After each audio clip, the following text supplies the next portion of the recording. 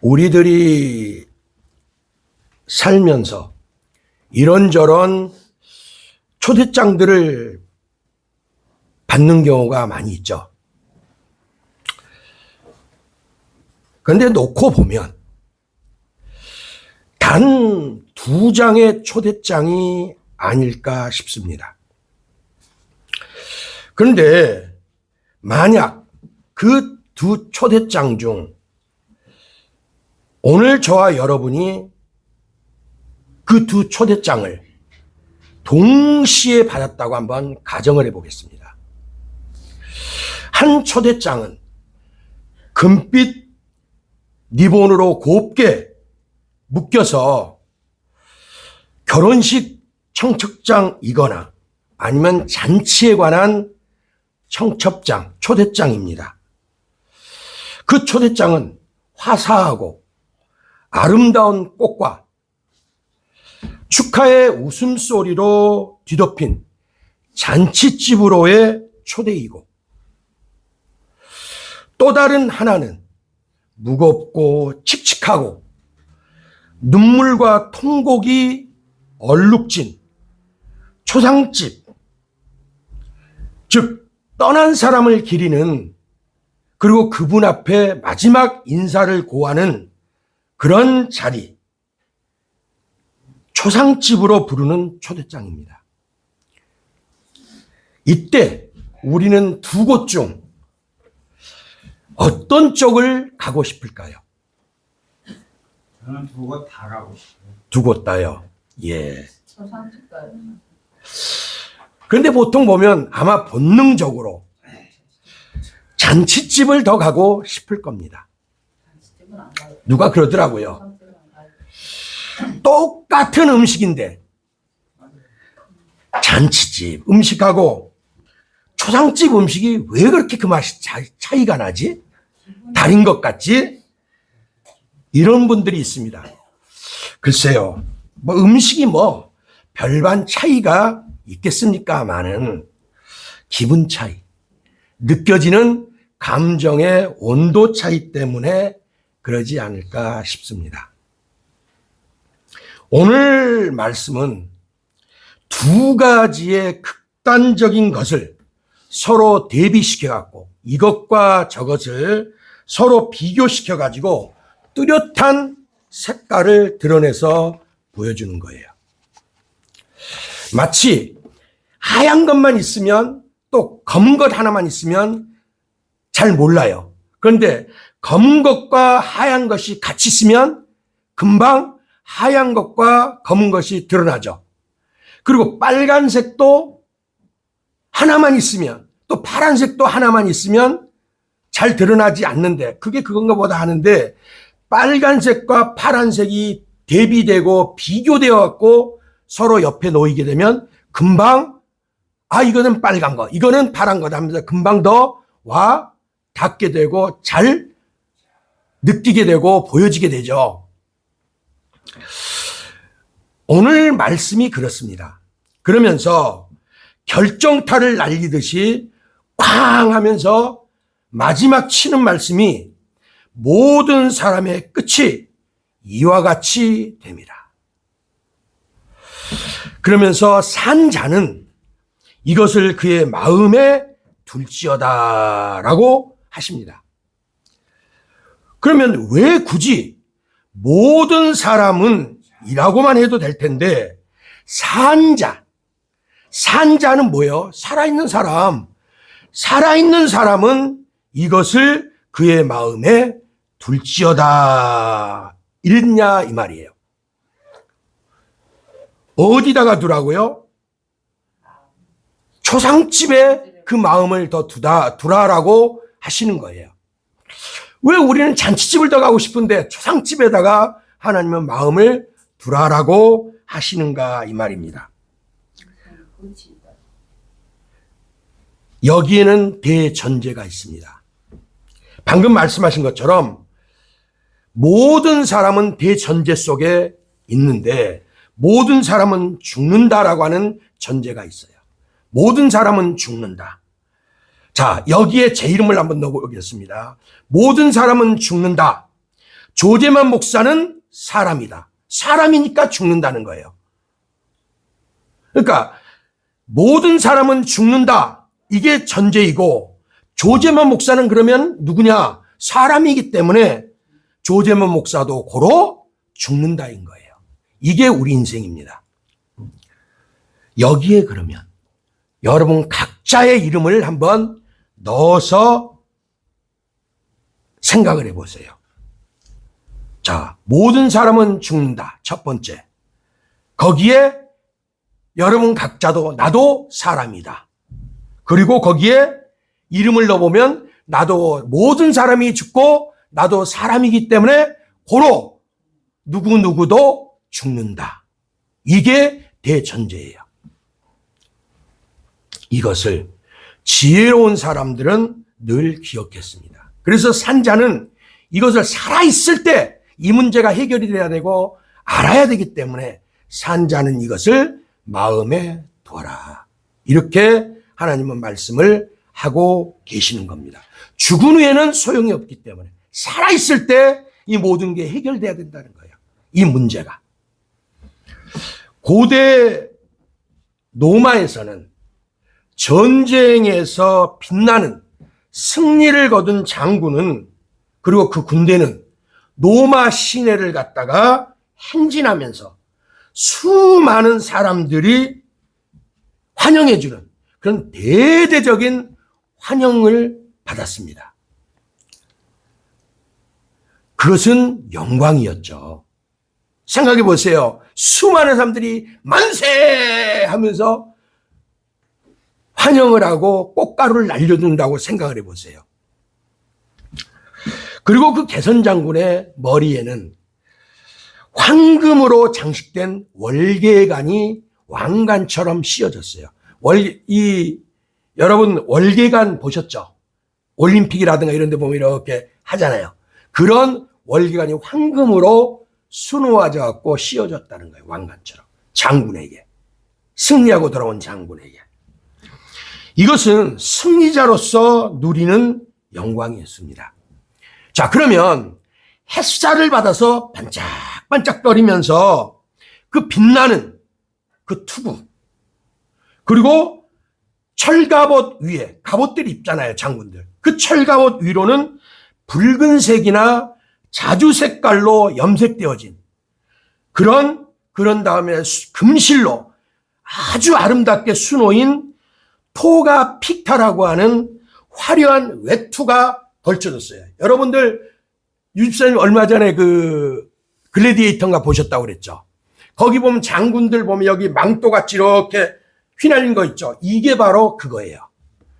그 망토 같은 게 토가 픽타라고 하는 건데 이 화려한 외투가 그 위에 철갑옷 위에 딱 얹혀져요. 그럼 생각해 보세요. 머리는 황금 월계관으로 쫙 씌워져 있고 갑옷 위에는 번쩍번쩍 햇살을 받아 빛나고 그리고 그 위로 딱 자주색이나 이 빨간색은요 이스라엘도 그렇지만 로마에서도 아주 귀한 직물이에요. 아무나 이 귀족이나 왕족 같은 사람들이 아니면 함부로 만질 수도 볼 수도 없을 정도로 그렇게 귀한 것들이에요.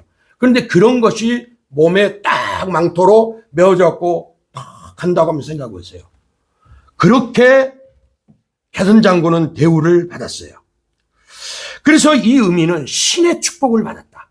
예수님도 자주색 옷을 입으셨죠. 홍포를 입으셨죠. 그 왕이라는 의미예요. 왕들이 입는 옷이었기 때문에 바로 이 말은 개선 장군은 그렇게 신의 축복을 받는 그런 존재다. 이런 의미로 그런 귀한 자다라고 하는 이런 옷을 입을 정도로 귀한 자라고 하는 그런 의미로 외투가 딱 걸쳐졌던 거예요. 이뿐입니까? 개선 장군은 콰드리카라고 불리는 4마리의 말이 끌어요, 앞에서. 4마리 아주 멋지고 그리고 갈기가 휘날리면서 힘 있는 그런 말 4마리가 끕니다. 뭘 끌어요? 마차를 끌고 전차, 마차라기보다는 전차를 끌어요. 로마 병사들 딱 하면 전차 타고 가죠. 말들이 끄는. 바로 그 전차를 말하는 겁니다. 거기에 커다란 바퀴가 2개가 달려있는데 그 그 두 바퀴에 딱 타고서 쫙 이렇게 갈 때 만세 만세 하면서 옆에서는 그러고 이렇게 갈 때를 한번 상상해 보세요. 여러분 국군의 날 대통령이나 국방부 장관이 딱 사열 받으면서 무궁화 앞에 딱 붙이거나 아니면 별판 별 4개나 3개 딱 붙이고서 행진하고 이런 거 보셨습니까? 바로 그런 것처럼 그 당시에 이 개선 장군들은 그런 영광을 누렸다 이 말입니다. 우리나라도 보면 과거에 올림픽이나 홍수환 선수 같이 이기고 돌아오면 카퍼레이드 했죠. 이 목에다가 꽃 이렇게 걸어주고 그랬잖아요. 바로 그런 것 같은 거라고 생각을 하시면 되겠습니다. 이것은 개선 장군 그가, 승리한 장군 그가 위대한 승리자로서 신적인 영광을 받는다는 그런 의미를 내포하고 있었어요. 이런 그가 도시가 떠나갈 듯이 만세 만세 하면서 소리로 뒤덮이고 그 만세 소리로 뒤덮이고 열광하는 시민들 사이를 지나갈 때 그 자신의 눈과 귀를 타고 전해지는 짜릿함에 얼마나 전율을 느꼈겠습니까? 안 그러겠습니까? 여러분 같으면 어때요? 귀에 그런 만세 소리가 꽂히고 그럴 때 얼마나 전율이 느껴지고 감동이 되겠습니까? 바로 그런 대우를 받았어요. 그러다 보면 장군은 자신도 모르게 얼굴이 빨간 홍당무처럼 달아오르고 양 어깨는 부풀어 오르는 그런 풍선처럼 움찔움찔 들썩들썩 하는 그런 장면이 나오게 되는 거예요. 나도 모르게 어깨에 힘이 들어가는 거예요. 그때 묵묵히 뒤따르고 있던 나이 많은 부한 사람이 얼른 그런 장군 옆으로 따라 붙습니다. 그리고 장군의 옆에서 딱 이러면서 뭐라고 하느냐. 나지막히 속삭이는 소리가 메멘토 모리, 메멘토 모리 이랬다는 거예요. 메멘토 모리, 메멘토 모리. 그러면 이 메멘토 모리라는 소리를 듣는 순간에 그렇게 홍당무처럼 빨갛게 달아오르고 그리고 어깨가 풍선처럼 움찔움찔하면서 내가 하는 그런 마음이 들어가는 그 순간에 메멘토 모리라는 부하의 옆에서 나지막히 속삭이듯 들려주는 그 말에 급히 표정 관리에 들어갑니다. 그리고 들썩이던 어깨도 바람 빠진 풍선처럼 얼른 제자리를 찾았어요. 그러면 도대체 이 메멘토 모리라는 말이 도대체 무슨 뜻이길래 그처럼 아주 열광하는 군중들 속에서 나도 모르게 으쓱해지는 그런 것을 순간적으로 잠재울 수가 있었느냐는 거예요. 도대체 어떤 말이길래 그 흥분이 되고 자기도 모르게 우쭐해지는 그것을 순식간에 표정 관리하고 되돌아오게 할 수가 있었느냐 이 말입니다. 이 메멘토 모리라는 말은 죽음을 기억하라는 라틴어 말입니다. 라틴어는 이탈리아 말이다 생각하면 쉬워요. 라틴어 이탈리아 말인데 메멘토 모리 죽음을 기억하십시오 이 소리예요. 메멘토라는 말은 기억이란 뜻이고 모리는 죽음이란 뜻이에요. 그러니까 한마디로 부하가 으쓱해지는 그 자기의 장군 앞에서 메멘토 모리 한 것은 죽음을 기억하라는 말인 거예요. 이 말은 고대 시대부터 로마 고대 시대부터 사용되기는 했지만 이것은 어느 한 특정 개인의 말이라기보다는 그 당시 로마의 철학적이고 종교적인 전통 속에서 나온 말이 바로 메멘토 모리라는 말입니다. 부하가 속삭인 이 말의 의미는 잊지 마십시오. 기억하십시오. 지금 당신이 비록 살아있고 승리자로 개선장군으로 위풍당당 기세등등이지만 당신도 언젠가는 죽을 수밖에 없는 인생임을 기억하십시오. 이 말인 겁니다. 그래서 죽음을 잊지 말고 죽음 앞에 겸손해라 이 말을 부하가 해줬던 거예요. 이것을 잘 보여주는 실제 역사 속 이야기가 있습니다. 이 역시 로마의 명장이었던 예수님 오시기 한 140년 전, 150년 전에 사람인데 스키피오 아밀리아누스라고 하는 소위 스키피아라고 하는 이 피오라고 하는 이 로마의 명장이 있었어요. 이때 로마는 당시 아프리카의 맹주였고 로마의 가장 강력한 적국이었던 카르타고라고 하는 나라하고 4년에 걸쳐서 아주 혈투를 벌이고 있었습니다. 아주 피비린내나는 그런 전쟁을 벌이고 있다가 바로 이 스키피오 장군에 의해서 그 종지부를 찍습니다. 로마군이 승리하게 돼요. 그때 불에 타 무너지고 쓰러져가는 카르타고를 바라보면서 술을 마시고 승리한 로마군들이 기뻐하며 자축하면서 술을 마시고 방패를 막 칼로 두드리는 거예요. 그런 로마물 같은 거 보면 가끔 나옵니다. 막 방패에다가 막 칼을 두드리고 이러면서 승리를 자축하는 거예요. 자기들의 감정을 거기다 온 감정을 실는 겁니다. 열화와 같은 그런 함성 소리와 함께 술을 부어 마시고 칼로 방패를 두드리면서 그렇게 자축하고 승리를 기뻐하는 그 자리에서 그런데 그런 역사의 현장을 바라보면서 딱 한 사람, 말없이 눈물을 흘리면서 침울해하고 있는 한 사람이 있었습니다. 바로 이 승리의 주역, 로마군의 총사령관 스키피오 장군이었던 거예요. 이상하죠? 승리의 그날, 4년 동안 지긋지긋한, 그리고 오랫동안 싸워온 카르타고를 멸망시켰는데 그 역사 현장 속에서 다른 부하들은 다 즐거워하는데 총사령관인 이 스키피오만은 눈물을 뚝뚝 흘리고 있는 거예요. 이상하잖아요. 그러니까 이상하게 여긴 부하 장군이 물어봅니다. 장군님은 우리 로마 제국 역사상 가장 강력한 적국 카르타고가 멸망당했고 숙적 한니발 장군까지 무릎 꿇은 이 승리의 날, 이 기쁜 날, 왜 눈물을 흘리고 계십니까? 너무 기뻐서 그러십니까?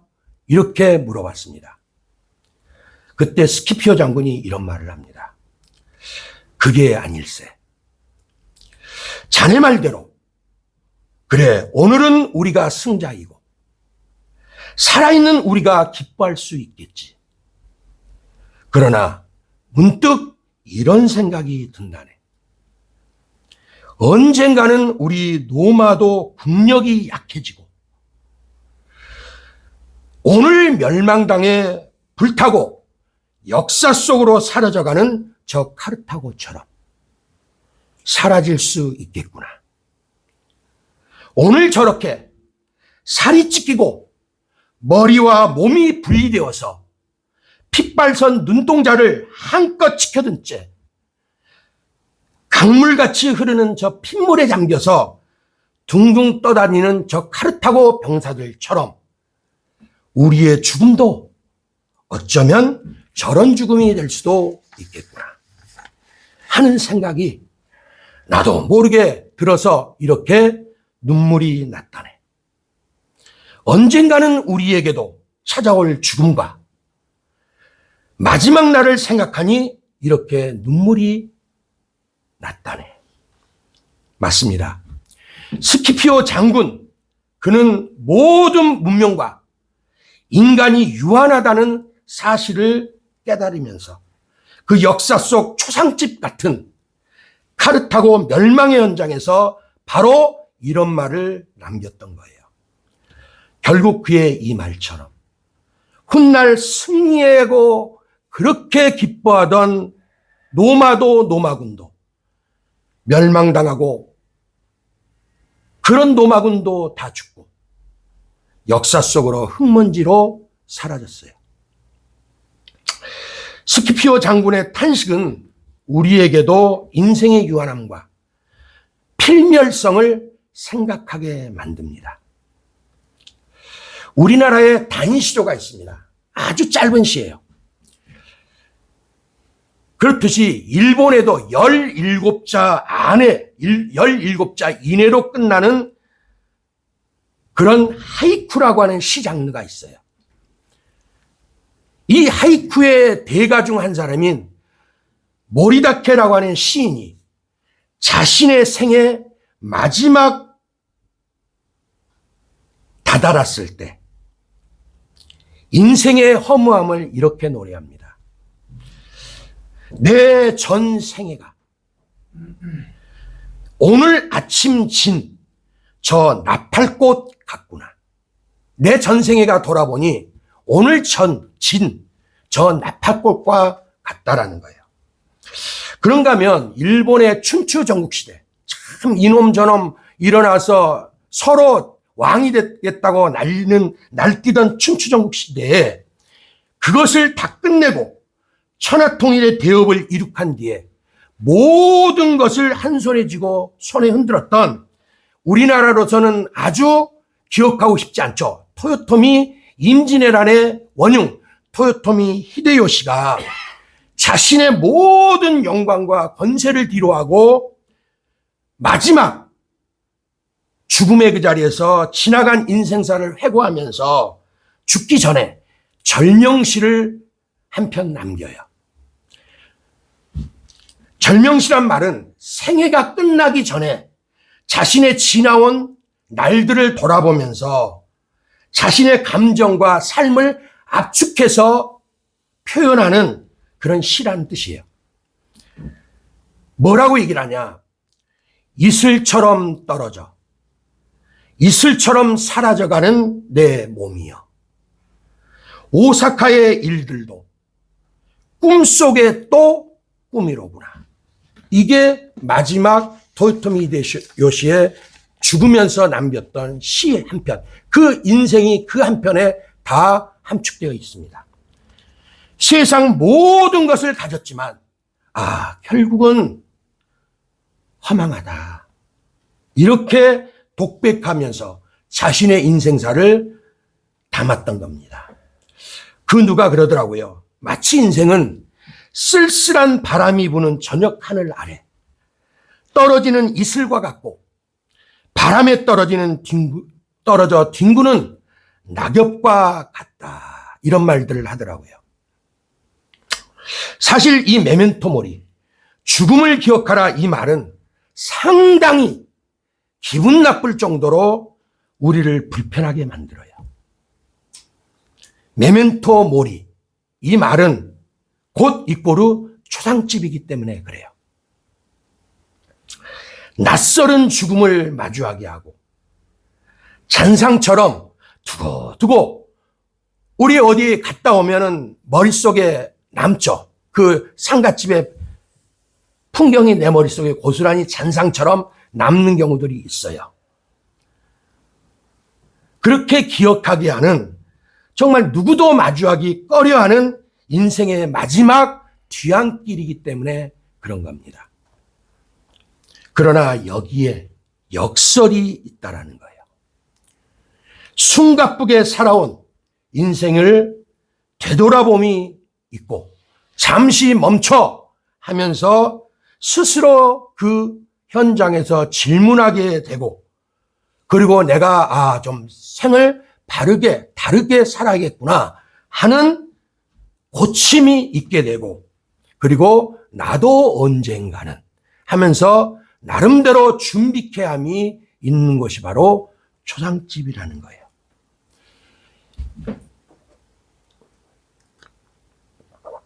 중세시대에 수도사나 성직자들은 종종 자신의 작업실이나 자신의 집에 사람 해골을 옆에 두고 살았습니다. 그 이유는 해골을 보면서 인생의 덧없음과 죽음의 불가피함을 생각하고 기도하면서 영적인 것들을 더 추구하고자 했던 이유예요. 세속적인 유혹을 경계하면서 영혼 문제에 더 집중했기 때문에, 그리고 집중하고자 해서 사람 죽은 해골을 옆에 두고 늘 보면서 거기에 눈을 맞추고 마음을 맞추고 살아갔다 이 말입니다. 정말 지금도 이 사람 하면은 정말 위대한 예술가, 종합예술가라고 하는 사람이 있습니다. 1475년에 태어나서 1564년까지 89세를 살면서 정말 불꽃처럼 예술 활동을 했던 화가이면서 조각가이면서 건축가인, 말 그대로 종합예술가인 사람인데, 그분이 성경의 창세기를 주제로 해서 아담의 창조, 최후의 심판, 다비드 상, 다비드란 말은 다윗상이라는 거예요. 다윗왕 아시죠? 그 다윗의 조각상을 말합니다. 이런 작품을 남겼는데 저도 사진으로 이렇게 보면 정말 놀라요. 야, 이걸 정말 사람이 그린 게 맞고 사람이 만든 게 맞아? 하는 그런 생각이 들 정도예요. 그러다 보니까 이분 별명이 신의 손이라는 말이 붙었어요. 우리가 저처럼 자꾸만 뭐만 만지면 망가지는 사람을 마이너스의 손 그러죠. 근데 이 사람은 신의 손이라는 별명이 붙을 정도로, 그리고 이런 찬사가 붙을 정도로 정말 위대한 예술가요, 이탈리아를 지금까지도 대표한다고 해도 과언이 아닐 정도의 예술가인데 바로 미켈란젤로입니다. 그런 그가 자신의 작업실에 역시 사람 해골을 놓아두고 작품을 했다라고 해요. 그러면서 매 순간 이 해골을 보면서 나도 언젠가는 이 삶과 이 세상을 이 해골처럼 떠나게 된다. 그리고 나도 해골만 남을지 모른다. 그러니 지금 이 순간은 영원히 기억될 작품을 만들기 위해 내가 최선을, 이 시간을 써야 된다. 이렇게 늘 다짐하면서 작품을 만들었다라고 합니다. 아무리 신의 손으로까지 칭송받고 추앙받는 미켈란젤로였지만 그도 역시 인간의 한계성을 겸손히 인정하고 주어진 그 시간들, 그 하루의 삶에 충실했던 사람이에요. 그는 늘 메멘토 모리, 죽음을 기억하면서 카르페 디엠을 살았던 사람이에요. 카르페 디엠이란 말은 오늘을 잡아라, 현실에 충실해라, 이런 또 이탈리아 말이라고 생각하시면 되겠습니다. 라틴어인데 한마디로 오늘을 잡고 오늘을 누리면서 카르페 디엠의 삶에 충실했고 집중했다 이 말인 거예요. 여러분, 애플의 창립자가 누군지 아십니까? 애플 우리 많이 들어봤죠? 예? 빌 게이츠가 아니고 애플 스티브 잡스죠. 예, 스티브 잡스. 집사님이 잠깐 혼동에 오셨네. 스티브 잡스 맞습니다. 우리가 스티브 잡스란 말은 누구나 한번 좀 들어봤을 거예요. 애플의 창립자입니다. 그가 암에 걸려서 죽었는데 결국 애플의 창립자 이 스티브 잡스가 암 선고를 받았어요. 그리고 나서 뭐라고 얘기를 하냐? 죽음은 삶의 가장 위대한 발명품이다. 이런 말을 남겼어요. 그 이유는 죽음만이 자신을 겸손하게 하고 중요한 일에 집중한다는 거예요. 우리가 살아있고 시간이 많은 것 같을 때는 아주 복잡합니다. 이것저것 많아요. 근데 딱 죽음이 앞에 있고 내가 남은 시간이 얼마 되지 않다면 그 중에서도 우선, 그 중에서도 또 우선, 그 중에서도 또 우선 하면서 집중하는 것만 남겨놓게 돼요. 바로 그런 면에서 이 죽음은 자신을 겸손하게 하고 중요한 것에 집중하게 한다라고 말을 했던 거예요. 그 역시도 메멘토 모리, 즉 죽음을 기억하면서 주어진 시간, 자기에게 남겨진 그 시간을 잡으면서 그 하루를 알차게 살고자 정말 카르페 디엠의 삶을 살고자 노력했던 사람이라고 할 수가 있어요. 자, 이스라엘은 주변 이스라엘과 이스라엘 나라의 주변국들에서는 이 초상집을 그냥 애도의 장소, 아이고 이러면은 애도의 장소만으로 생각하지 않습니다. 이스라엘은. 그럼 어떻게 생각하냐? 인생의 끝을 생각해요. 초상집에서. 내 인생도 언젠가는 저렇게 하면서 인생의 끝을 생각하면서 거기서 무언의 교육을 받고 어떤 교육을 하는 장소로 초상집을 여겼어요. 그런 의미에서 주님이 오늘 솔로몬을 통해서 뭐라고요? 초상집에 더 마음을 두라는 거예요. 산자는. 그 끝을 생각하라는 거예요. 초상집을 인생의 거울로 삼아서 자신을 비춰보게 되는, 그리고 또 고치는 그런 장소로 여겼던 거예요. 동시에 나는 아직 살아있구나.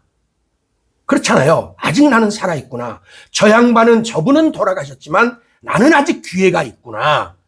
그러면서 그 주어진, 남겨진 삶을 감사하면서 내가 이 주어진 삶, 남은 삶을, 인생을 값있게 살아야지 하는 그런 결심하고 결단하는 역설의 장소로도 삼았던 것이 바로 이 초상집이었던 겁니다. 오래된 명언이 있습니다.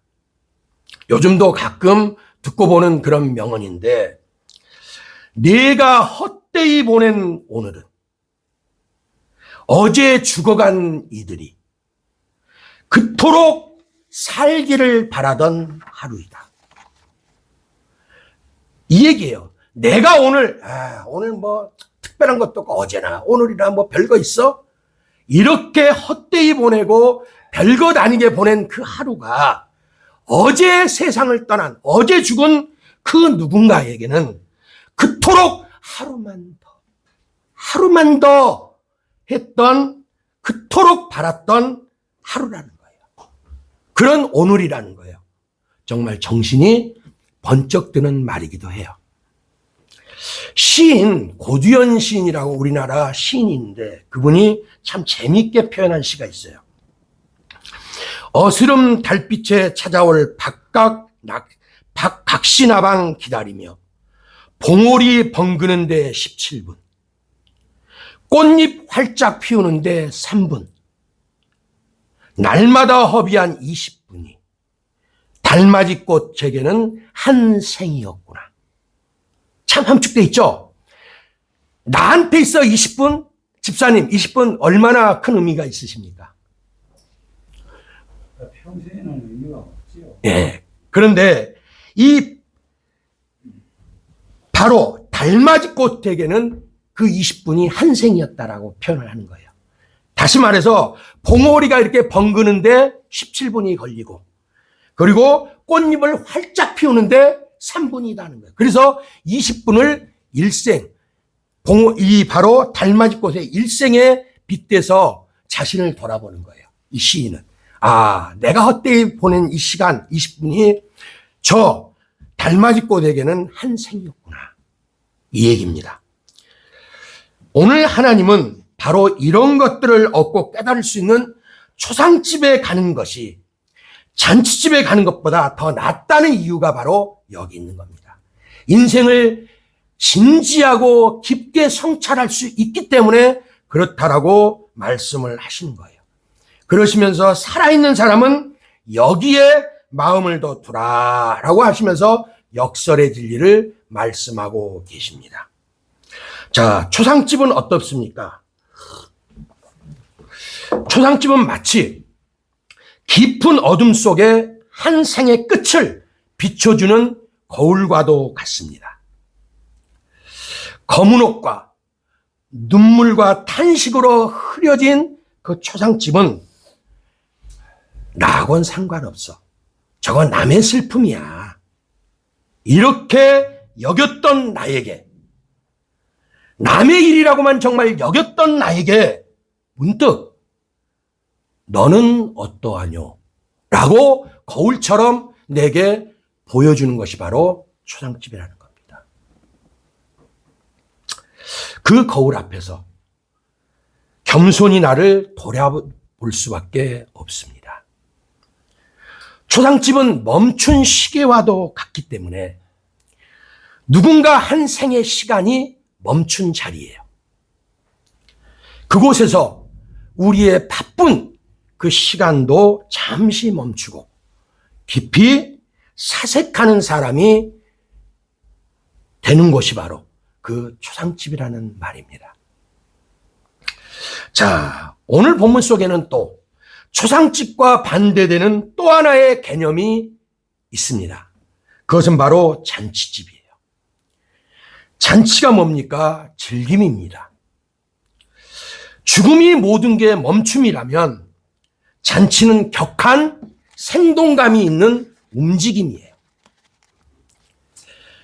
죽음이 통곡과 탄식의 소리라면 잔치는 기쁜 웃음과 즐거움이 들떠다니는 소리이고 장소이기도 해요.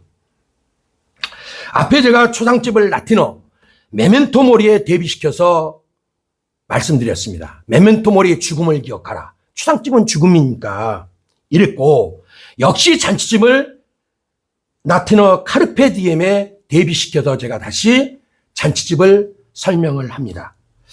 자, 카르페 디엠이란 말은 현재를 즐겨라 이런 뜻이에요. 아니면 오늘을 잡아라 이런 뜻입니다. 그 유래는 로마 시인 호라티우스라고 하는 사람의 시에서 나왔는데, 이 카르페 디엠이라는 말이 나올 수밖에 없는 상황이 로마 시대에 있었던 거예요. 어떤 상황이냐? 당시 로마는 격한 내전이 벌어지고 있었어요. 우리도 지금 시끄럽죠, 국가가. 이 정도가 아니라 거기는 칼 들고 창 들고 서로 싸우는 내전이 격화됐던 그 시대란 말이에요. 그러니 시민들이 살 수가 있겠습니까? 어려운 시기에 언제 죽을지는 모르는 거예요. 그런 상황이었어요. 그런데다가 상류층과 하층민 사이에는 우리가 지금도 빈부격차가 있지만 그때는 너무나도 빈부격차가 심하다 보니까 삶은 너무나 피폐해져요. 그리고 그러다 보니까는 내일을 모르기 때문에 두려운 거예요. 겁이 나는 거예요. 이런 상황 속에서 내일을 보장받을 수 없는 암울한 현실 속에서 그 지친 사람들을 다독거려주고, 너무 내일을 장담할 수가 없기에 오늘을 살면서도 우거지상을 하고 죽을 상을 하고 살아가는 그들에게 그렇게 살지 마라. 오늘 너에게 주어진 이 시간을 즐겁고 기쁘게 잡고 누리고 살아라 하는 그런 위로와 또한 힘을 주고 그렇게 살도록 하기 위해서 이 말을 했던 겁니다. 한마디로 행복들을 놓치지 말고 현재를 소중히 여기면서 살아라, 이런 의미였던 거예요. 그렇다가 이것이 현대에 와가지고 아주 유명해진 계기가 있어요. 이 카르페 디엠이라는 말, 현재를 즐겨라, 현재를 잡아라, 이 말이 유명해지게 된 계기가 있는데, 그것은 바로 1989년도에 상영되었던 죽은 시인의 사회라는 영화 때문에 그래요. 그 영화의 내용을 보면 존 키팅이라고 하는 교사가 한 고등학교에 교사로 오게 돼요. 부임하게 됐습니다. 그런데 그 교사 키팅 선생이 보게 된 그 학교의 분위기는 학문, 전통, 명예, 규율 이런 것만을 강조하다 보니까 정말 숨통이 콱콱 막히는 거예요. 우리나라도 시험 공부가 대단하죠. 거기 아주 올인하죠. 그때 그 학교도 너무나 학생들이 시험 하다 보니까 여유도 없고 자유도 없고 너무 힘든 그런 상황을 보게 되는 거예요. 그때 그것을 안타깝게 여긴 이 키팅 선생이 쭉 늘어진 정말 파김치같이 된 그 학생들에게 첫 수업에서 이런 얘기를 합니다. 현재를 즐겨라. 삶은 너무나도 빠르게 지나가 버리니까. 이렇게 메시지를 던집니다.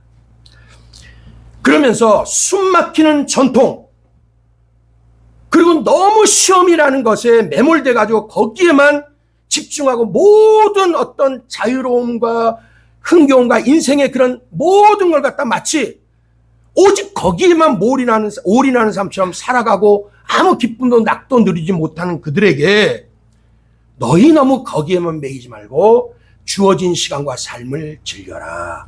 이렇게 던지게 되는 거예요. 이렇게 학생들을 위로했던 거예요.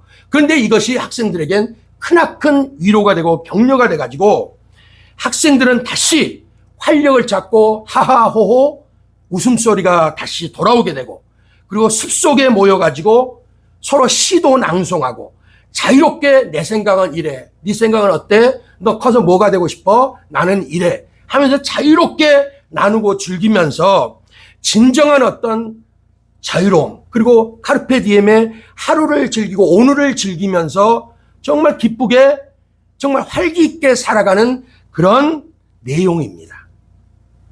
그런 내용을 담고 있는 게 카르페 디엠인데 바로 이것 때문에 다시 한번 이 카르페 디엠이란 말이 유명해지게 된 계기가 바로 되었던 거예요. 그래서 이 영화는 카르페 디엠의 철학을 대표하는 영화라고도 말을 하고들 합니다. 자, 잔치집처럼 오늘을 즐기고 현재를 놓치지 말고 누리라는 그런 말이죠. 2009년에 영국의 무신론자 협회에서 광고를 붙였어요. 대대적으로 런던 버스들에게 지금 우리도 어때요? 택시나 버스를 보면은 옆에 영화 드라마나 영화 광고하는 것들 여러분들 보게 되시죠. 바로 그런 것처럼 다니는 버스에다가 영국의 무신론자 협회에서 광고물을 게재했다 이 말이에요. 뭐라고 했느냐? 하나님은 아마도 없을 것입니다. 그러니 걱정 말고 삶을 즐기세요. 이런 카피 문구였어요. 이런 광고문이었어요. 어떻습니까? 참 대담하고 용감한 내용이죠. 하나님 없대요. 그러니까 그것도 없다가 아니라 없을 것입니다. 가정을 하면서 그러니 오늘을 즐기라는 거예요. 순식간에 사회에 큰 파장을 일으켰고 당시 무신론자들하고 그리고 신앙을 한다고는 하지만 교회를 나온다고는 하지만 회의적인 시각을 가지고 있던 많은 사람들의 열화와 같은 지지를 받았어요. 퍽이나 정말 자유를 주는 듯한 그런 광고였습니다. 사람들은 해방적인 메시지로 받아들여 좋아했고 마치 곱비 풀린 말처럼 여기저기서 표현의 자유야, 내 마음이야, 내가 하고 싶은 대로 살아갈 거야, 표현의 자유야, 내가 하는 말은 이렇게 사람들의 속에 있는 것들이 이제 분출되기 시작했습니다. 특히 종교계하고 철학계에서 뜨거운 감자 같은 그런 논쟁을 일으켰습니다. 그러나 그 내용은 하나님을 부정하고 심판에 대한 두려움 없이 도덕적인 틀들을 다 깨부수고 부정하고 극단적인 삶의 쾌락을 즐기라는 그런 선동과도 같은 것들이었던 거예요. 하나님은 이런 자들과 이런 주장을 급제동을 거세요. 어떻게 거시느냐? 이사야 22장 12절부터 13절을 보면 이렇게 얘기를 하십니다. 그날에 주 만군의 여호와께서 명령하사 통곡하며 머리털을 뜯으며 굵은 배를 띠라 하셨거늘 너희가 기뻐하며 즐거워하여 소를 죽이고 양을 잡아 고기를 먹고 포도주를 마시면서 내일 죽으리니 먹고 마시자 하는도다. 따질까? 내일 죽는데 인생 뭐 있어? 그냥 먹고 마시다 가는 거야. 이런 말이라는 거예요. 이것을 하나님은 철저히 무시하고 싫어하고 너희 돛다 보자 하신다 이 말인 거예요. 그러면서 만군의 여호와께서 친히 내 귀에 들려 이르시되 진실로 이 죄악은 너희가 죽기까지 용서하지 못하리라 하셨느니라. 주 만군의 여호와의 말씀이니라. 그러니까 오늘을 쾌락주의로 노세노세 하면서 사느냐? 하나님 없이 살아가? 그래 알았어. 너희 돛다 봐. 이 말인 거예요. 사지 않겠다는 거예요. 하나님은. 이사야가 책망했던 이 상황은 소위 환상의 골짜기에 대한 경고라는 제목이 붙은 책망인데 예루살렘에 대한 심판의 메시지를 담고 있었던 겁니다. 원인은 이스라엘의 죄악 때문이었어요. 당시 이스라엘은 타락할 대로 타락했습니다. 정치적으로는 불안정하고 혼란스러웠습니다. 아수르라는 무서운 대적을 마주하면서도 결코 정치 지도자들은 하나님을 찾지 않았습니다. 그저 인간적인 수단과 대비책으로 성벽을 보수하고 포위당했을 때 물공급이 끊이지 않게 하기 위해서 준비하고 방어책들만 마련했을 뿐이에요. 어리석게도 이스라엘은 자신들의 타락과 죄악을 경고하시면서 심판하기 위해서 아수르라는 심판의 칼을 든 하나님을 제대로 보지 못했던 겁니다. 아니 어쩌면 보고자 하지도 않았고 듣고자 하지도 않았다는 것이 정답인지 모르겠습니다. 그리고 더욱더 어리석고 악한 것은 어차피 내일 죽는데 어차피 인생 뭐 별것 있어? 까짓것 실컷 즐기고 마시고 먹고 놀아보자. 이게 그 당시 팽배했던 사회에 만연했던 그들의 이스라엘의 생각들이었던 거예요. 그랬을 때 하나님은 경고하셨던 거예요. 소를 잡고 양을 잡아 그 고기로 배를 채우고 달콤한 포도주로 혀를 적시면서 마시고 오직 즐거워하면서 회개의 길보다는 바위보다 더 딱딱하고 둔감한 마음으로 회개를 통해 살 길을 열어주고자 하는 하나님의 은혜를 축구공을 발로 뻥 하고 차버리듯이 이런 차버렸던 겁니다. 걷어차버렸던 거예요. 이스라엘 역사가 참 그렇습니다. 이스라엘 역사를 보면 한 번도 그들은 입으로는 하나님을 떠나본 적이 없어요. 하나님이에요. 절기지킵니다. 그러나 그들의 마음은 늘 하나님을 떠난 삶을 살았어요. 그 옛날 그들의 조상 이스라엘이 몸은 출애굽을 했지만 마음은 늘 팔을 먹고 싶다. 부추를 먹고 싶다. 고기가 먹던 애굽이 그립다. 마음만은 떠나지 못했던 거예요. 그들은 늘 영원 지향적인 것이 아니라 현세 지향적이었던 삶이에요.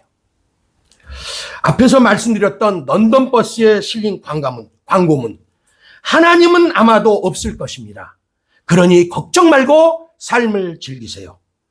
이 무신론자 협회들에서 광고한 이 반동적이고 선동적인 카피 문구나 이스라엘의 내일 죽으리니 먹고 마시자, 오늘 즐기자 하는 말과 다를 바가 뭐가 있겠습니까? 여러분은 차이점이 있다고 생각하십니까? 똑같습니다. 본질적으로는. 천국도 지옥도 심판도 없다고 생각하는 사람들에게는 오직 오늘로 주어진 시간을 지극히 본능에만 충실하고 먹고 마시고 누리고 즐기는 쾌락의 순간으로만 사용합니다. 언제까지? 내 육신이 아무것도 하지 못하는 그 시간까지. 그리고 그 인생을 다 허비합니다. 그러나 이 같은 삶과 생각은 살아계신 심판주 하나님에 대한 정면 도전이 되는 것이고 결국 그 길은 파멸의 길입니다. 오직 그럴 뿐입니다. 이사야가 분명히 외쳤습니다. 이 죄악은 너희 죽기까지 속하지 못하리라. 회개 못한다는 거예요. 내가 너희 회개의 길 안 주겠다는 거예요. 하나님이 이렇게 선언하셨어요. 이런 사람들은 절대로 결단코 하나님의 사유하심과 구원을 맛볼 수 없고 그리고 너희는 결국 그 끝에 내가 뒀다 보자. 심판주로서 엄숙히 선고하세요. 그런데 말입니다. 이 두 가지 메멘토 모리, 카르페 디엠, 추상집과 잔치집은 너무 상극 같아요. 너무 두 가지 다 극단적으로 어떻게 보면 불편하게 만드는 말들이에요. 그럼 이것을 해결할 제3의 방법은 없느냐 이 소리예요. 이 길을 극단적으로 죽음을 기억해야지. 그러면서 거기만 매달리고 빠질 거 오늘 먹고 마시고 즐기자. 내일이 어딨어? 이것도 극단적이고 이것도 극단적인 것처럼 보인다 이 말이에요. 한쪽으로만 치우치면, 즉 죽음만을 생각하면 메멘토 모리, 이것만 생각하면 허무주의나 염세주의자로 전락할 수가 있어요. 또 그리고 한편으로 반대로 쾌락주의, 현세지향주의로만 먹고 마시고 즐기자 하면 쾌락주의, 현세지향주의로만 극단적으로 한쪽으로 또 치우칠 수가 있다라는 거예요. 그럼 제3의 길은 없느냐는 거예요. 이 두 가지를 다 해결할 수 있는 방법은 없느냐는 거예요. 있습니다. 우리 인생은 단 한 번뿐이라서 일생이라고 그래요. 일생. 인생이지만 일생, 단 한 번 주어지는 삶이기 때문에 일생이라고 얘기를 합니다. 이 일생 사이에서 카르페 디엠, 오늘을 붙잡고 누려라와 현재의 시간을 즐겨라와 그러나 메멘토 모리, 죽음을 기억하라라는 단어가 늘 한 바퀴로 우리 인생 끝날까지 같이 굴러갑니다. 잔치집이 현재를 붙잡고 왁자지껄하면서 떠들썩한 웃음들이 모여서 춤추는 자리, 현재의 행복과 미래의 행복을 위해 축제하는 카르페 디엠이라면 초상집은 그 모든 것이 끝나고 내일과 미래가 사라진 오직 눈물의 강이 흐르는 집입니다. 통곡들을 뒤로한 채 영원히 떠나가는 이별의 정거장입니다. 영원히 떠난 빈 껍데기 육체만이 고요히 잠들고 쉬고 있는 쉼터일 뿐입니다. 추억이 낙엽되어 흩어지는 공원과 또 같습니다. 그러면서 아직은 살아있는 사람들에게 너희도 머지않았다. 죽음을 기억하라는 메멘토 모리입니다. 그럼 이 양단을 이루고 앞에도 말씀드린 것처럼 이것을 잘 조화롭게 한 번 주어진 이 일생을 조화롭게 이것과 이것을 메멘토 모리와 카르페 디엠, 초상집과 잔치집, 이것을 잘 조화롭게 할 수 있는 제3의 길이 없느냐라고 했을 때 앞에 말씀드린 것처럼 있다라는 거예요. 예수님이 그 제3의 길이 됩니다. 예수님 안에서는 이 양극단의 초상집과 잔치집 그리고 카르페 디엠과 메멘토 모리는 조화를 이룰 수가 있습니다. 시편 89편 47절부터 48절에 이런 얘기를 합니다. 나의 때가 얼마나 짧은지 기억하소서. 주께서 모든 사람을 어찌 그리 허무하게 창조하셨는지요. 누가 살아서 죽음을 보지 아니하고 자기의 영혼을 수월의 권세에서 건지리까. 수월은 무덤이란 뜻이에요. 이 죽음, 사망에서 건질 수 있는 방법이 없습니까? 이 질문이에요. 아마도 이 시인의 질문만이 아니라 인생이라면 누구나 품고 있는 질문일 겁니다. 여기에 대한 답을 하나님은 예수다라고 분명하게 답을 해 주셨다라는 거예요. 요한복음 6장 40절이 그렇죠. 내 아버지의 뜻은 아들을 보고 믿는 자마다 영생을 얻는 이것이니 마지막 날에 다시 살리는 이것이니라. 뿐입니까? 이 은혜를 입은 자에게는 이 같은 은혜도 주셨다라고 해요. 요한복음 14장 27절에 평안을 너희에게 끼치노니 곧 나의 평안을 너희에게 주노라. 내가 너희에게 주는 것은 세상이 주는 것과 같지 아니하니라. 너희는 마음에 근심하지도 말고 두려워하지도 말라. 어떻습니까? 네. 세상에는 웃음 가운데도 눈물이 있고 잔치집에도 걱정과 근심이 있습니다. 그러나 예수 믿는 사람들에게는 시작과 그 끝을 알고 주 예수께서 각자 우리 마음의 집에 우리 심령 속에 동행하시면서 평안을 또한 주셨고 구원을 주신 그분이 나와 함께하고 있기에 진정한 잔치집이 되어서 살아갈 수가 있고 또 이 인생이 끝나면 이 생의 끝이 있지, 메멘토 모리 죽음이 있지, 그리고 영원한 것이 있지, 이것을 같이 우리는 공존하면서 누리고 준비하면서 살아갈 수 있는 사람들이 되었다라고 얘기를 합니다.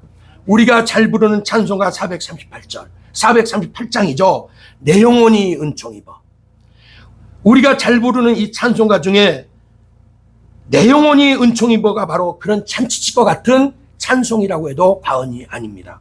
거기 가사가 그렇죠. 내 영혼이 은총 입어 중한지짐 벗고 보니 슬픔 많은 이 세상도 천국으로 화하도다. 높은 산이 거친 들이 초목이나 궁궐이나 내 주 예수 모신 곳이 그 어디나 하늘나라. 할렐루야 찬양하세. 내 모든 죄 사함받고 주 예수와 동행하니 그 어디나 하늘나라. 대안이 됩니까 안 됩니까? 대안이 충분히 되고도 남습니다. 이보다 더 좋은 잔치가 어디 있고 이보다 더 좋은 잔치집이 또 어디 있겠습니까? 이것을 성부 하나님이 작정하시고 계획하셨습니다. 그것을 우리 성자 예수님께서 다 이루었다 하셨어요. 그리고 이루신 그것을 시공간을 뛰어넘어서 예수님, 당시나 예수님 후로 500년 후나 1000년 후나 지금 우리 2000년 후에 믿는 우리들도 내 것이 될 수 있도록 이루신 것을 성령 하나님께서 저의 것, 여러분들 것 되도록 적용시켜 주시고 오늘처럼 만들어주고 계신 거예요. 그때 그 사건, 그 일이 아니라 시공간을 넘어서 오늘 내 것 되게 해주신다는 거예요. 십자가는 초상집입니다. 죽음을 마주한 곳이에요. 누가? 인류의 대표이신 예수께서 아담 한 사람이 인류의 대표가 됐던 것처럼 또 한 사람 예수께서 인류의 대표가 되셔가지고 죽음을 마주하셨던 곳이 바로 십자가이고 그 초상집이었어요. 메멘토 모리였습니다. 예수님의 십자가는 죽음을 가장 깊이 인생의 가장 끝을 직면했던 것이에요. 그러나 그것은 역전의 반전 드라마였고 역설의 진리를 전파하고 드러낸 자리였어요. 잔치집입니다. 그래서 카르페 디엠이에요. 우리가 뭐라 합니까? 기쁘다고 주셨네. 예수 나셨네 하기도 하지만 우리 무덤에 부활하셨다라고 찬양하죠. 그게야말로 잔치집 아니겠습니까? 그래서 세상이 줄 수도 없고 감당할 수도 없는 영원한 소망과 평안을 우리 삶 속에 주셨습니다. 이것이 잔치집이 아니라면 이 땅에 그 어떤 것이 정말 진정한 잔치집이 될 수가 있겠습니까? 마무리하겠습니다. 두 사람을 제가 보여드릴 텐데 한번 그분들을 잘 한번 생각을 해보십시오. 20세기 중반 1950년대와 60년대 동시대에 활동하던 두 음악의 스타가 있습니다. 미국 할리우드를 대표하던 배우들이에요. 한 사람은 섹시 아이콘으로 존 F 케네디 대통령과 연문을 뿌리고 문 남성들의 마음을 콩닥콩닥 뛰게 하고 봄바람처럼 살랑거렸던 그리고 사로잡았던 마릴린 먼로입니다. 또 한 사람은 공주와 평범한 기자의 사랑 이야기를 주제로 한 영화 노마의 휴일로 아카데미 여우주연상을 단번에 손에 거머쥐면서 세계적인 스타로 떠올랐던 오드리 헵번이에요. 우리 입사하면 잘 아시네. 이들은 각각 미모와 매력을 가진 아름다운 여성들입니다. 그러나 두 사람은 서로 다른 극적인 인생을 살고 갔어요.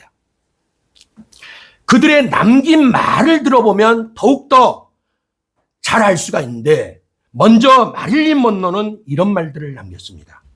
나는 비현실적인 삶을 살았지만 그것이 내게는 현실이었다.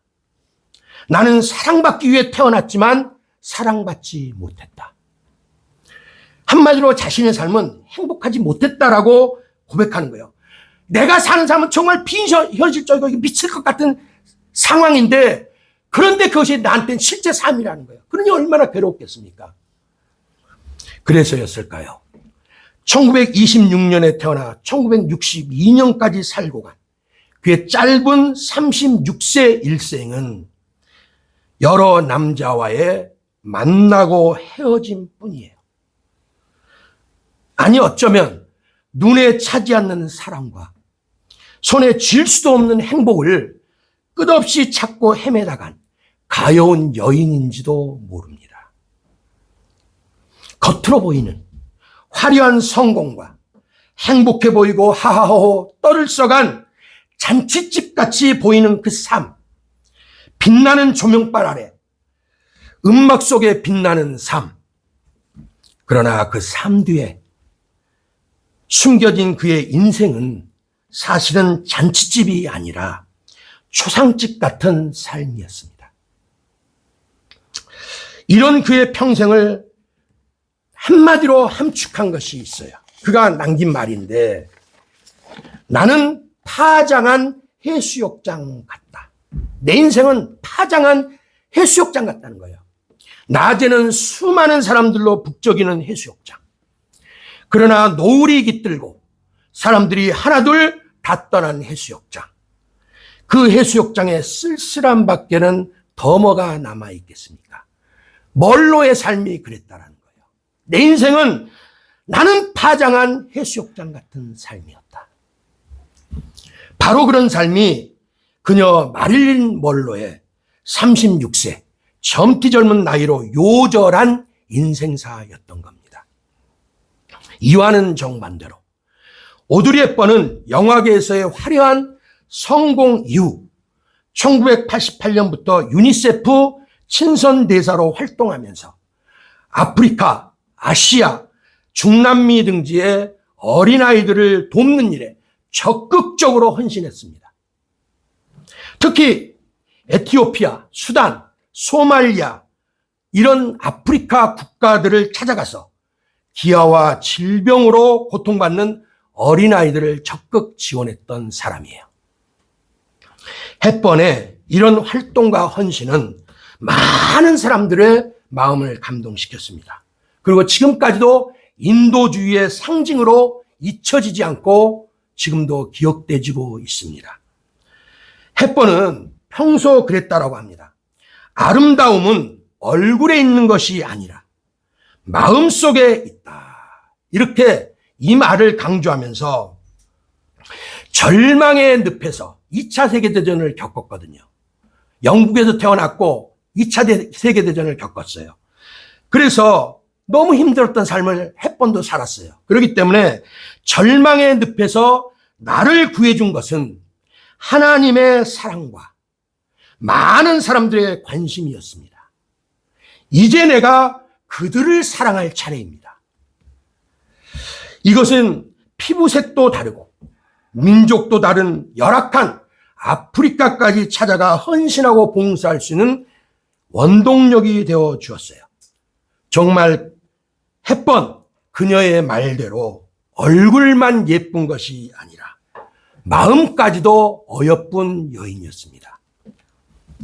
자신의 말 그대로 아름다움은 얼굴에 있는 것이 아니라 마음속에 있다는 것을 자신의 온 삶으로 잘 보여준 사람이 바로 헵번이었던 겁니다.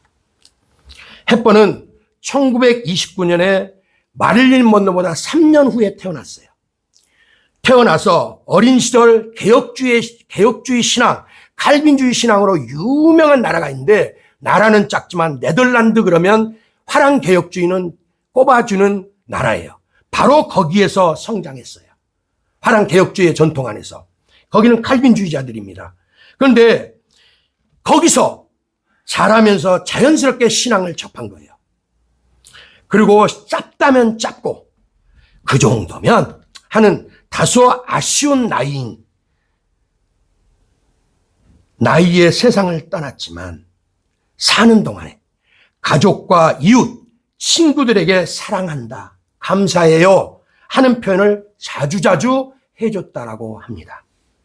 그 마지막 날, 그 인생의 마지막 날, 마릴린 먼로는 지금까지도 미스터리로 남아있어요. 그의 요절한 인생에 뭐 때문에 죽었는지, 약물 과다냐 아니면 무엇에 의한 것이냐 아직도 미스터리예요. 그러나 그에 반해서 이 헵번은 그 마지막 날, 그 곁에는 사랑하는 가족과 친구들, 무엇보다 눈에 넣어도 아프지 않을 사랑하는 두 아들이 있었고, 찬송이 은은히 울려 퍼지는 그 가운데, 그리고 그 많은 사람들이 지켜보는 가운데 평안히 눈을 감았습니다. 그리고 그의 유산은 두 아들과 가까운 가족들에게 일부 물려주고 나머지는 인도주의 단체, 유니세프에 그걸 많이 기부를 했다라고 해요. 교회도 그렇고. 아들들은 어머니의 신앙을 이어받았는지 모르겠습니다. 아들들은 이후에 햇번을 기리는 재단을 설립해요. 그리고 지금까지도 그녀의 뜻을 계속 이어나가고 있다라고 합니다. 축복받은 것 아닙니까? 그 정도면. 그녀는 조명받는 음악의 스타 배우로서만이 아닌 실제 삶도 잔치집이었던 거예요. 실제 삶도 하하호호가 넘치는 인생이었던 겁니다. 카르페 디엠 같은 삶을 살았던 삶이에요. 그리고 그 죽음의 초상집, 메멘토 모리, 마지막 죽음의 그 자리에서도 초상집까지도 옆에서 찬송해주고 손을 잡아주는, 그리고 감사합니다, 고마웠습니다, 이런 인사하고 떠나는 카르페 디엠의 잔치집과 같은 삶을 살다 갔다라고 얘기를 해주고 있습니다. 자, 하나님은 잔치집보다 초상집의 마음을 두라고 오늘 말씀을 하셨습니다. 이런 이유 때문인 거예요, 결국은. 초상집은 바람 같은 인생이 잠시 머물다 떠난 들판과 같다라고 초상집은 가르칩니다. 태양 아래서 인생은 잠시 피어나 춤추는 꽃과 같고 그 결국은 너희 봐라, 이렇게 낙엽되어 날림 같은 것이 인생이 아니더냐, 이렇게 얘기를 하고 보여줍니다. 그런데 여기서 하늘만큼 땅만큼 큰 차이가 있습니다. 세상 사람들은 초상집에서 죽음을 인생에 피할 수 없는 막다른 중심으로 봐요. 이제는 끝이라고 봅니다. 그러나 그리스도인은 죽음은 끝이 아니라 하나님 앞에 설 준비의 시간으로 보는 거예요.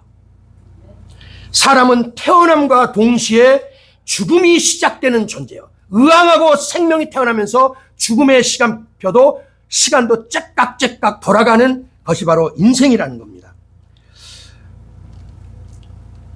사람은 태어남과 동시에 죽음이 시작되는 존재이면서 영적으로는 예수 안에서 믿음으로 죽음과 동시에 영원한 새 생명이 다시 시작되는 것이 바로 우리 그리스도인들이에요. 그리고 이미와 아직 사이에 우리는 존재합니다. 그 사이에 서 있습니다. 이미라는 면에서는 천국은 여기 있다 저기 있다가 아니라 이미 내 안에, 우리 안에 있고 이미 이 땅에서 누리고 즐기며 살아가요. 기뻐하며 하나님을 찬양하며 살아갑니다. 그러나 아직이라고 하는 측면에서는 완전한 천국은 이 땅에서의 삶이 끝나고 내가 떠났을 때 비로소 덧입혀지게 돼요. 거기서 비로소 완성됩니다. 하나님은 이 상 사는 동안 영원한 것의 과정에 불과한 초상집에서 영원한 잔치집의 완전한 것을 기대하고 바라보면서 주어진 삶을 헛되이 낭비하지 말고 살아가게끔 합니다. 그래서 그리스도 예수 안에서 초상집과 잔치집, 메멘토 모리와 카르페 디엠은 다른 듯 서로 하나의 얼굴인 거예요. 서로 마주하는 얼굴들입니다. 여러분, 무도장에서 두 손을 맞잡고 왈츠를 추듯이 그렇게 같이 가는 것이 이 세상을 살면서 초상집과 잔치집을 우리가 안 갈 수 있습니까? 왈츠를 추려면 두 손을 맞잡고 돌아가야 되죠. 그런 것처럼 우리는 초상집과 잔치집을 번갈아 왔다 갔다 하고 또 내가 가는 곳이 바로 그곳입니다. 갈수록 세상은 악합니다. 그리스도인의 신앙과는 분명해야 됩니다. 바라보는 초점이 분명해야 됩니다. 생사관이 분명해야 합니다. 그러나 양극단의 삶을 지금까지 말씀드린 것처럼 살아서는 안 됩니다. 둘 다를 누리고 살면서 기억하고 준비하고 사는 삶이야말로 예수 믿는 사람으로서의 조화로운 삶을 살고 있는 겁니다. 오늘 하나님께서 우리에게 주신 이 하루는 하나님 안에서 그런 면에서 잔치입니다. 카르페 디엠입니다. 마음껏 하나님 앞에 영광을 돌리십시오. 그분 안에서 누리십시오. 그러나 메멘토 모리 역시 잊지 마십시오. 인생의 그 끝, 죽음을 언제나 준비하십시오. 로마서에 보면 만물이 주에게서 나오고 주로 말미암고 주에게로 돌아갑니다. 시작도 끝도 주님입니다. 우리 삶의 강물은 지금도 소리 없이 흘러가고 있습니다. 초상집과 잔치집을 지나 언젠가 영원한 바다에 이르게 될 것입니다. 그 바다의 이름은 바로 하나님의 나라입니다. 저와 여러분 다시 또 이 땅에서 만났듯이 그곳에서 만나지고 합쳐지는 하나님 나라의 바다에서 합쳐지는 강물 같은 존재가 저와 여러분입니다. 바로 하나님 나라에서 말입니다. 기도하겠습니다. 좋으신 아버지 하나님, 은혜를